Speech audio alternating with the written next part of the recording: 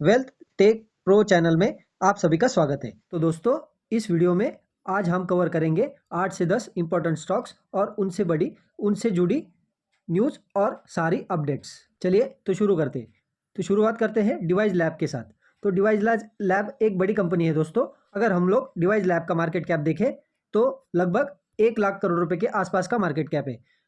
अभी 93,000 करोड़ रुपए के आसपास चल रहा है मार्केट कैप। लेकिन जैसे ही शेयर प्राइस बढ़ता है या घटता है तो इसमें कम ज़्यादा होते रहता है। तो डिवाइस लैब की बात करें तो आज हमें कंपनी के नंबर देखने को मिले हैं और नंबर्स ड्यूरिंग द मार्केट आए थे। और नंबर्स की बात करें तो जो चीज़ें फार्मा सेक्टर्स में चल रही है तो उसके हिसाब से कंपनी के नंबर एवरेज देखने को मिल रहे हैं हमें।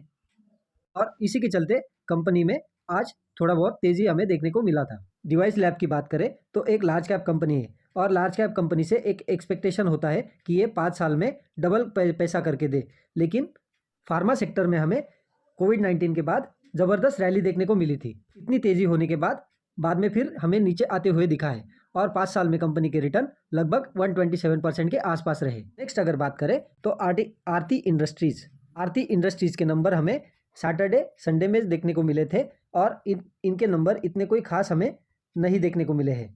और मार्केट का एक्सपेक्टेशन था कि आरती इंडस्ट्रीज़ के नंबर 30% से गिर जाएंगे, लेकिन एक्चुअल में गिरा कितना, 27%। और कंपैरिजन के हिसाब से देखा गया तो कम गिरावट हमें देखने को मिली। तो इसी की वजह से कम गिरावट की वजह से यही चीज़ बाज़ार को अच्छी लगी और इसी की वजह से हमें आज 10 सवा 10% की या पौने 11% की हमें मार्केट में या तेज़ी देखने को मिली आरती इंडस्ट्रीज़ में। और आज के दिन केमिकल कंपनीज़ में अच्छी तेज़ी देखने को मिली है, इसीलिए ये भी एक सपोर्ट हो सकता है आरती इंडस्ट्रीज़ के लिए। तो इसी के चलते आरती इंडस्ट्रीज़ में हमें अच्छी तेज़ी देखने को मिली है। इंटरनली इनका कोई इशू नहीं है, इन्होंने कैपेक्स भी करके रखा है। अगर ऑर्डर्स की बात करें तो यूरोप की तरफ से जो ऑर्डर आने वाले थे उन ऑर्डर्स में हमें होल्ड देखने को मिला है और इसी चीज़ का फटका इस कंपनी को हमें पड़ते हुए देखने को मिल रहा है। नेक्स्ट अगर बात करें तो नायका की बात करें तो इनका आईपीओ हमें 2020, 21 में और 2020 में हमें देखने को मिला था। और जब इस समय में बहुत ज़्यादा आईपीओ का बूम चल रहा था और इनका आईपीओ भी हमें बहुत ही टॉप लेवल पे देखने को मिला था। और उसके बाद उसी सीज़न में जो आईपीओ मतलब बहुत सारे आईपीओ ओवर वैल्यूड आए थे और उसके बाद जो मंदी शुरू हुई ये स्टॉक हमें करेक्ट होते हुए दिखा। मतलब करेक्ट इतना हुआ है कि कम से कम 60-70% ये इसमें करेक्शन हमें देखने को मिला है। और लिस्टिंग के तुरंत बाद नायका में हमें बहुत ही बड़ी गिरावट हमें देखने को मिली है, जो गिरावट अभी तक रुकने का नाम ही नहीं ले रही है। बीच बीच में तेज़ी आती रहती है लेकिन ये इसके बाद फिर बड़ी गिरावट आ जाती है। और उसके बाद कंपनी के लिए एक कंट्रोवर्सी भी हुआ था। आपको पता ही है कि कंपनी ने जब लॉकिंग पीरियड ख़त्म होने वाला था तभी बोनस अनाउंस कर दिया था। और बोनस इन चीज़ों की वजह से अगर आप स्टॉक बेचने जाओगे तो आपको ज़्यादा टैक्स देना पड़ता है और इसी की वजह से शेयर होल्डर्स में नाराज़गी हमें देखने को मिली थी। और यहाँ पे बोला जा रहा था कि इतनी बड़ी कंपनी होके भी ऐसी चीज़ें यहाँ पे चल रही है। आज के दिन की बात करें तो 5% की तेज़ी हमें नायका में देखने को मिली है। ठीक बात है ये, लेकिन और आज कंपनी के नंबर्स आए हैं बाज़ार क्लोज हो जाने के बाद। और ठीक है कि कंपनी ने प्रॉफिट दिखाया है, लेकिन और ये मेरा पर्सनल ओपिनियन है कि कंपनी ने थोड़ा और अच्छा परफॉर्मेंस दिखाना चाहिए था। कंपनी ने ज़रूर प्रॉफिट दिखाया है लेकिन थोड़ा और अच्छा प्रॉफिट दिखा देता तो और मार्केट की तरफ से अप्रिशिएट हो जाता है। ये ऐसा मेरा पर्सनल ओपिनियन है। कल के दिन हमें पता चली जाएगा कि मार्केट इनके नंबर्स को अप्रिशिएट करता है या नहीं है। नेक्स्ट अगर बात करें तो जोमेटो में हमें तेज़ी हमें अभी भी बरकरार होते हुए देखने को मिल रही है और इनका गेम चेंजर साबित हुआ है Blinkit.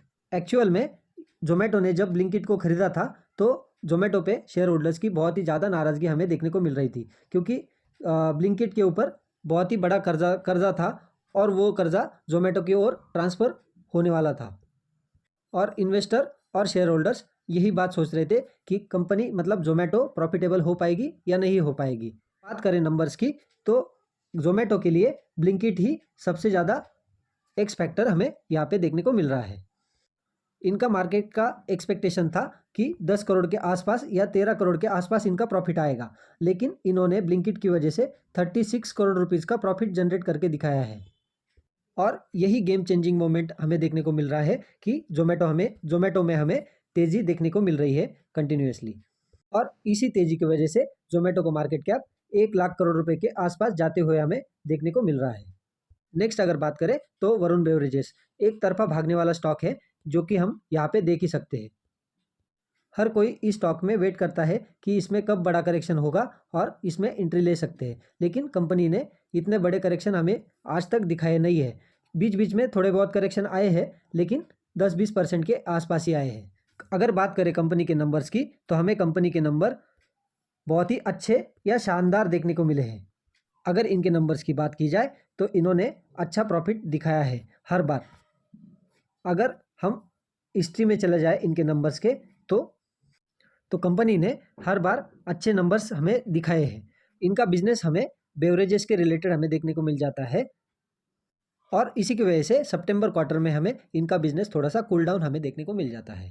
Quarter on quarter comparison करने से अच्छा ईयर ऑन ईयर अगर कंपैरिजन करेंगे तो वो सही नंबर्स हमें पता चल जाएगा। अभी अगर आगे हम इनके 2024 में भी सितंबर क्वार्टर के नंबर देखेंगे, तो ऐसे ही सेम सितंबर क्वार्टर में हमें डाउन ही देखने को मिल सकते हैं। इसीलिए क्वार्टर ऑन क्वार्टर नंबर नहीं देखने चाहिए, तो ईयर ऑन ईयर देखने चाहिए। इससे हमें कंपनी की ग्रोथ पता चलती है लॉन्ग टर्म में। और इतने खराब नंबर आने के बावजूद भी वीबीएल में आज हमें इतना पैनिक या गिरावट हमें देखने को नहीं मिली है। नेक्स्ट अगर बात करें तो बजाज इलेक्ट्रिकल लिमिटेड कंपनी की बात की जाए तो ठीक कंपनी है, डिसेंट कंपनी है, लेकिन पिछले 5 सालों में कंपनी ने 116% के रिटर्न हमें दिए हैं, लेकिन कंपनी के शेयर में हमें मोमेंटम ज़्यादा देखने को नहीं मिलता है। अगर कंपनी का शेयर ऐसा ऐसा जाएगा ना ऊपर, तो वो शेयर होल्डर्स के लिए ज़्यादा इंटरेस्टेड होता है, लेकिन कंपनी का शेयर धीमे धीमे धीमे धीमे स्ट्रेट चलता है, बाद में कभी तुरंत भाग जाएगा, फिर वैसे ही नीचे आ जाएगा, फिर ऊपर थोड़ा सा भाग जाएगा, और उसके बाद अगर कंसोलिडेट करेगा तो वो शेयर होल्डर्स को या इन्वेस्टर्स को इतना अच्छा नहीं लगता है। और ये शेयर हमें इसी प्रकार से हमें चलते हुए देखने को मिलता है। इस शेयर में हमें ज़्यादा मोमेंटम देखने को नहीं मिलता है। और आज हमें बजाज इलेक्ट्रिकल्स के नंबर देखने को मिले ड्यूरिंग द मार्केट, और जैसे ही नंबर आए तो कंपनी के शेयर में तेज़ी देखने को हमें मिली।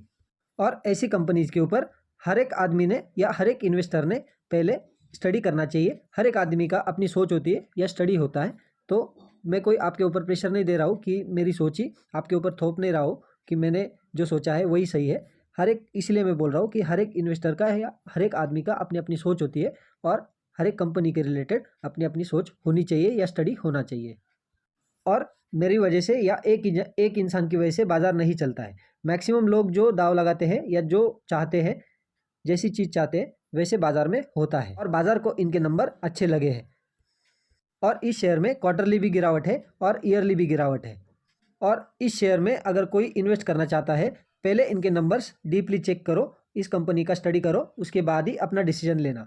नेक्स्ट अगर बात करें तो बीएससी लिमिटेड, तो अगर मार्केट अगर अच्छा कर रहा है तो ये स्टॉक भी अच्छा ही करता है। और इस कंपनी में मतलब बीएससी में जब से चार्जेस हमें बढ़ते हुए देखने को मिले हैं, तब से ये कंपनी अच्छा ही करते हुए हमें देखने को मिल रही है।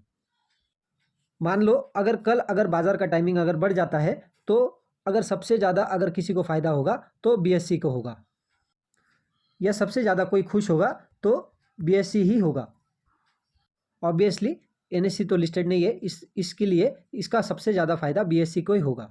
जितना ज़्यादा टाइम हमें ट्रेडिंग देखने को मिलेगी, उतना ज़्यादा इनका कमाई हमें देखने को मिलेगा। अगर सिमिलर वे अगर देखा जाए तो सीडीएसएल को भी इतना ही फ़ायदा होगा जितना बीएससी को। नेक्स्ट अगर बात करें तो सुजलॉन एनर्जी आज भी सर्किट में ही जारी है, और ओरिएंट ग्रीन भी सर्किट में लगा हुआ है। जब भी हमें मार्केट में हमें अच्छा माहौल देखने को मिलता है या पॉजिटिव माहौल देखने को मिलता है, और इनके नंबर्स भी अच्छे देखने को मिलते हैं, तो ये माहौल हमें या कंपनी में सर्किट हमें देखने को मिल सकते हैं, खासकर छोटी कंपनीज में। नेक्स्ट अगर बात करें तो दीपक नाइट्राइट के हमें नंबर देखने को मिल रहे हैं। इस कंपनी ने आज हमें अच्छा परफॉर्मेंस दिखाया है, लगभग 6% की हमें तेज़ी देखने को मिली है। तो यूजुअली हमारे पास एक आइडिया भी है रफली कि केमिकल कंपनीज के नंबर कैसे आ रहे हैं। हमारे मार्केट में जो भी लिस्टेड कंपनियां हैं, मतलब केमिकल कंपनीज हैं, उनके नंबर्स हमें थोड़े से डाउन ही देखने को मिले हैं, और यहाँ पे ओवर एक्सपेक्टेशन के चांसेस यहाँ पे कम ही रहेंगे। तभी भी देख लेंगे नंबर्स कंपनी के कैसे आते हैं। कंपनी की बात करें तो कंपनी टॉप लेवल से 30-40% हमें करेक्शन में दिखने को मिल रही है। कंपनी का बिजनेस बहुत कमाल का है, लेकिन कंपनी को वापस कमबैक करने के लिए अच्छे नंबर्स दिखाना ज़रूरी होगा। तो कल ये देखने वाली बात होगी कि दीपक नाइट्राइट के नंबर कैसे आते हैं। IEX की बात करें तो आज हमें 4-4.25% की तेज़ी देखने को मिली है। और तेज़ी के पीछे की बात करें तो ये जो छोटे मोटे अपडेट्स आते रहते हैं, खबर का डेटा इनका सामने आ चुका है, तो उस डेटा में इनके वॉल्यूम्स में 18% का राइज हमें देखने को मिल रहा है।